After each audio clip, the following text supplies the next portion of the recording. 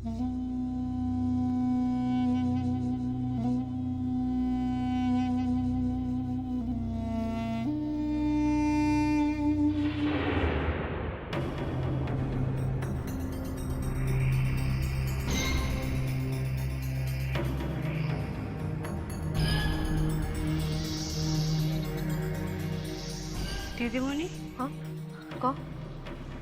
মনে হচ্ছে এতক্ষণের মধ্যে শাদি হইয়া সারছে।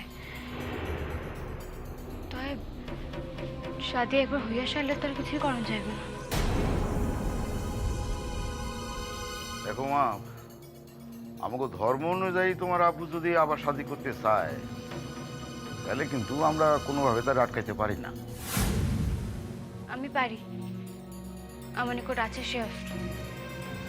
তবে শাদি একবার হইয়া সারলে আর তারা ভাঙতে পারব না। আসো পুলিশ। চলো। না না, কি হইলো? খাইলেন কেন? আসেন আসেন। না যাও না, লোকে লোকে মন্দ কইব। খুব মন্দ। আসো আম্মু, চলো।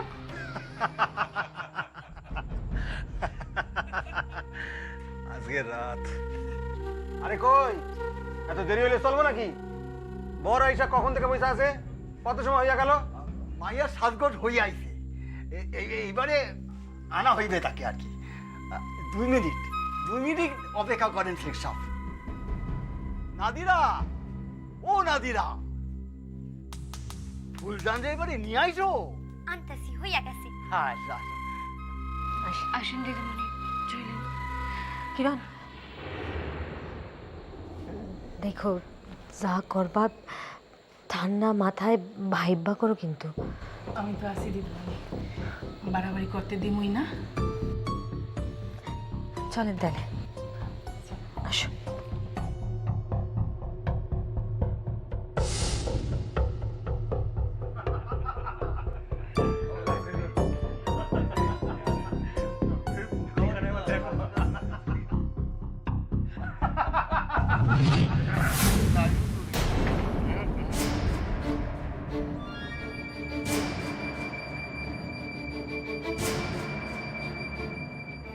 আপনারা, আপনি এখানে? উনি এখানে কেন আর আমরাই বা এখানে কেন, সেই উত্তর আপনারা আমি দিতেছি।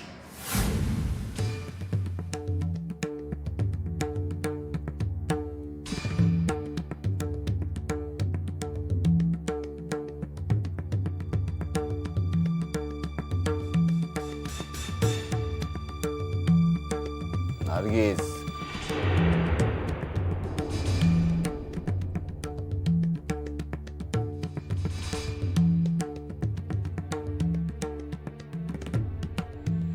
কন্যা পক্ষের মানুষ কি আছেন?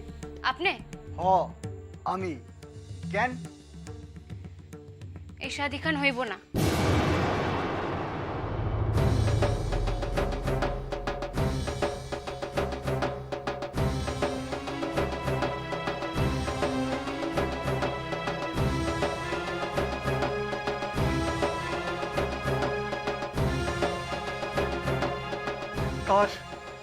তার মানে? নার্গিস, এখানে কিন্তু ইয়ার্কি মারতে আসি নাই আমি। বাসায় যাও, আমরু লয়া বাসায় যাও, অশান্তি বান্ধায়ও না। তোমার কথা এই শাদি ভাঙবো না। আমার কথাতেই শাদি ভাঙবো।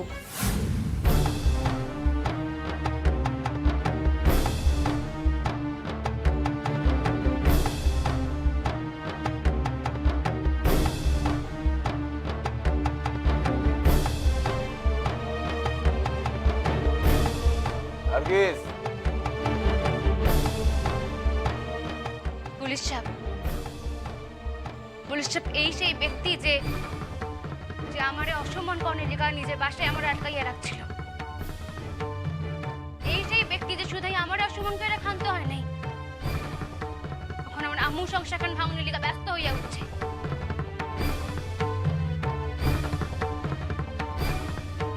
ভাবে কতটা জমি কিনা লইছে, তারপরে ঠকাইয়া।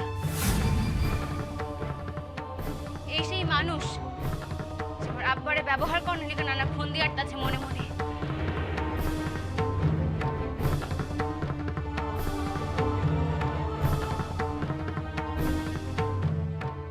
আপনার নামে পুলিশের ডায়েরি আসিল না?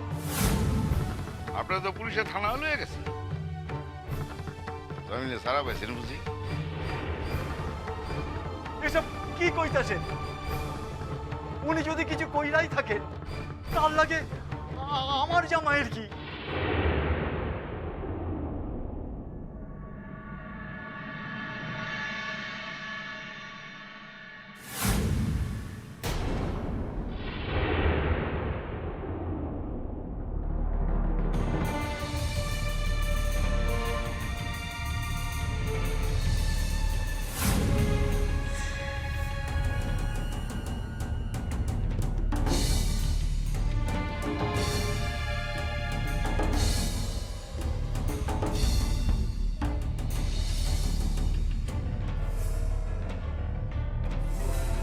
মাইয়ারে আনছি, সে কবুল করছে, এবার শাদিতে বসতে হইব তো।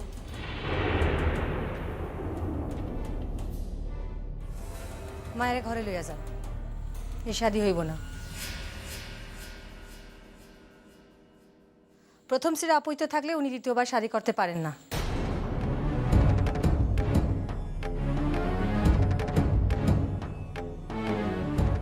আমাকে লগে কি মস্করা করতেছেন নাকি আপনারা? তামাশা করতেছেন? কেন শাদি দিতেছেন এই প্রকার পাত্রের লগে? আর মায়া তো আমার থেকেও ছোট মনে হয়েছে। আপনি জানেন তো আমার পরিচয় এখন? আমি এই জব্বর আলীর মাইয়া। আমাকেও এ শাদিতে আপত্তি নাই, আমার মাইয়ারও নাই। তোমরা কথা কইতে আইসো কেন? তার আগে আমার কণ্ঠ না কেন দিতেছেন শাদি? সম্পত্তি টিকা ওই অত বড় বাড়িখানা আছে দেখা? ভালো করে খোঁজ নিয়েছেন যে ওই সম্পদ তার নিজস্ব কিনা?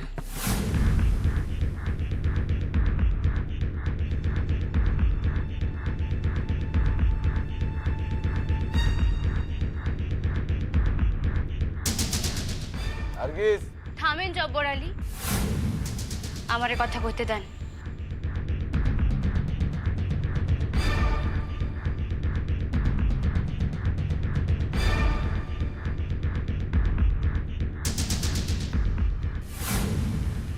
এই যে চৌধুরী বাসার দলিল, এই দলিল আনতে গিয়ে একটু দেরি হয়ে গেল, নইলে আরো আগে আইসা পড়তে পারতাম। মানে মানে মানে খান হলো এই যে এই দলিল চৌধুরী বাসার ধনকর্তার নামে। তিনি এই বাসা কাউরে বিক্রয় করেন নাই, আর জব্বর আলী তারা এই দেশ থেকে তারাইয়া তার বিষয় সম্পত্তি অন্যায়ভাবে ভোগ করতেছেন। তো এই দলিল এখন আমার হাতে। অতএব আজ থেকে জব্বর আলীর ওই বাসের উপর কোনো অধিকার নাই। আর এরপরেও তিনি যদি সেই বাসায় প্রবেশ করেন বা প্রবেশ করার চেষ্টাও করেন, তাহলে কিন্তু আমি আইনের দ্বারস্থ হব।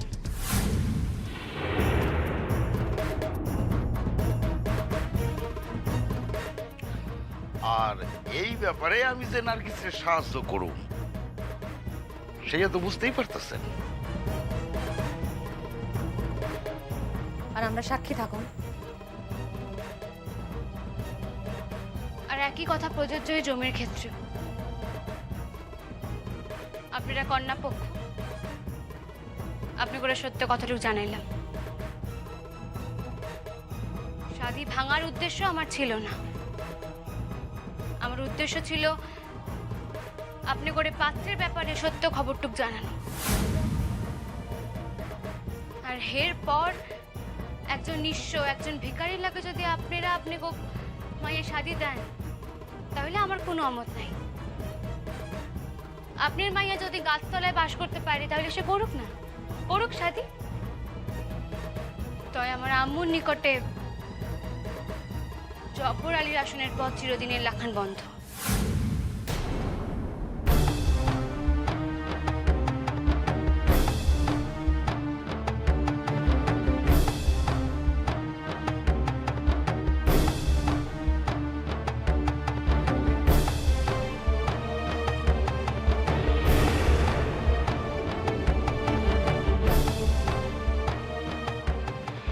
আপত্তিতে তুমি যদি আবার স্ত্রীর লগে যোগাযোগ করার চেষ্টা করে না, তাহলে গেলাম আমি অন্য ব্যবস্থা নেই। আমাকে যা কহনের ছিল আমরা কইছি, কখন বিবেচনা আপনাদের। আসো কিরণ আপা, চল।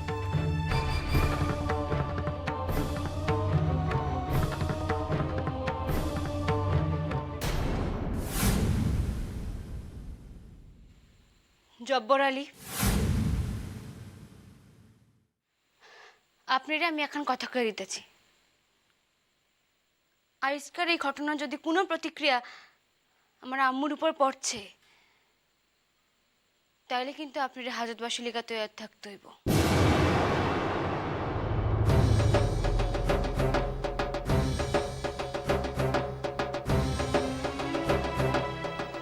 কথাখানা মনে রাখেন।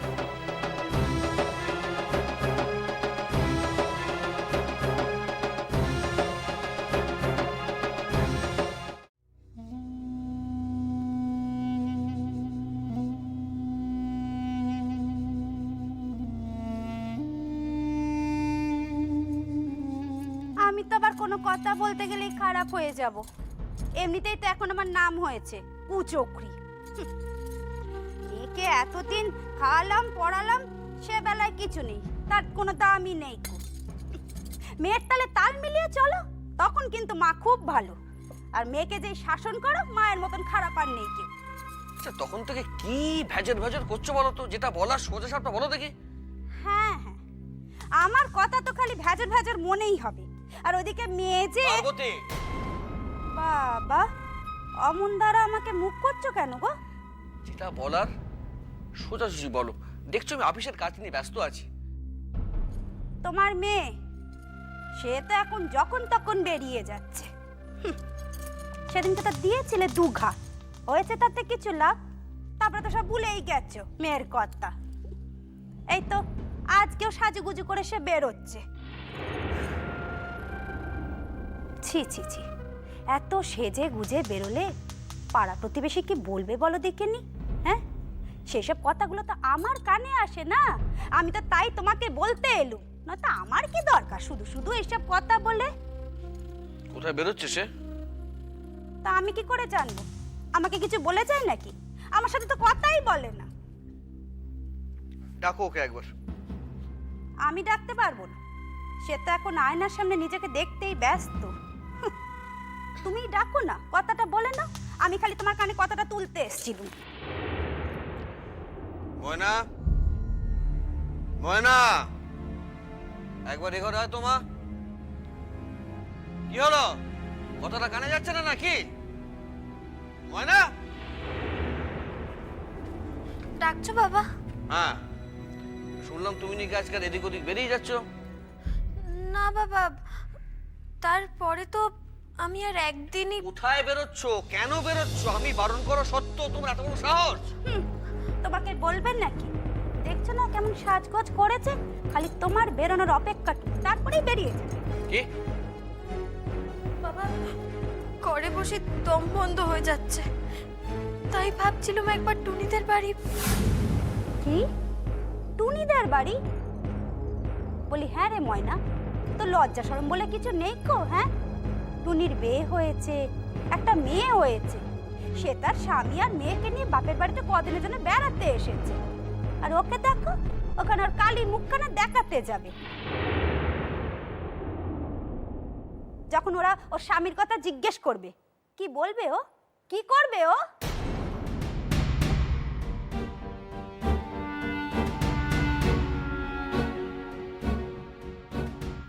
বলবে ও?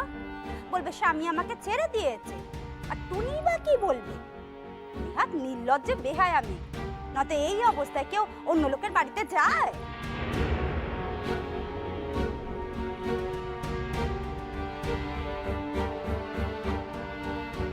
শোনো ময়না, একটা কথা বলি, আমি যা বুঝেছি তাতে তোমাকে ওরা আর ফিরিয়ে নেবে না।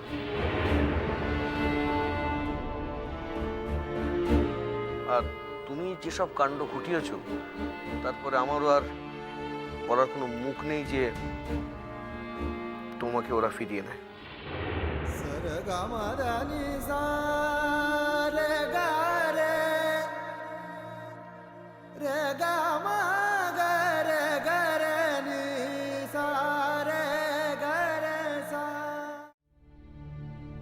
আর তারা যদি আজ বিবাহ বিচ্ছেদের মামলা রুজু করে, আমি কিন্তু ডিফেন্ড করব না।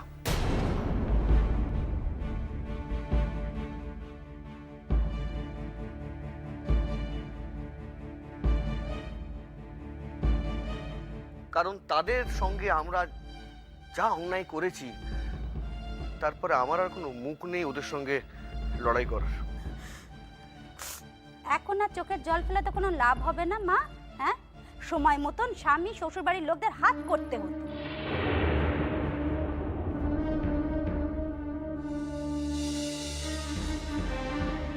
শোনো ময়না, যে হবার সেটা হয়ে গেছে, সেসব পুরনো কথা ভেবে তো আর কোনো লাভ নেই। আর তুমিও এ বাড়ি ও বাড়ি ঘুরে বেড়াবে সেটা আমি চাই না। তুমি আবার লেখাপড়া শুরু করো ময়না।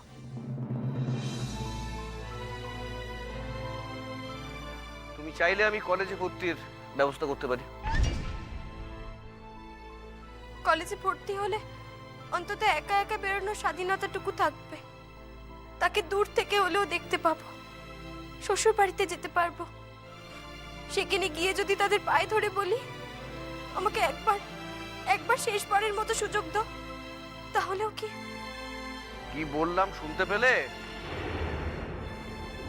কথাগুলো কানে ঢুকেছে তোমার? মেয়ে মানুষ বলে কলেজে পড়ে কি দিগ্গজ হবে শুনি? তার চেয়ে বরং একটা সেলাই ফোড়াইয়ের জন্য এখানে দিদিমণি রেখে দাও, ওইগুলো শিখুক, ভবিষ্যতে কাজে লাগবে। আহ, যা বোঝো না তাই নিয়ে কথা বলো না পার্বতী।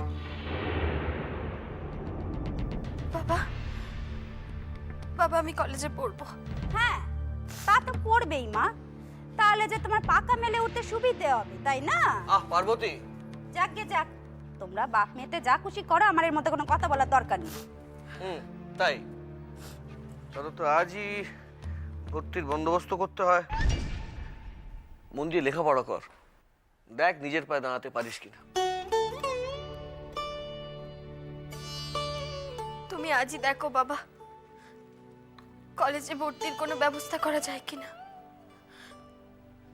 আমি কলেজে পড়তে চাই বাবা।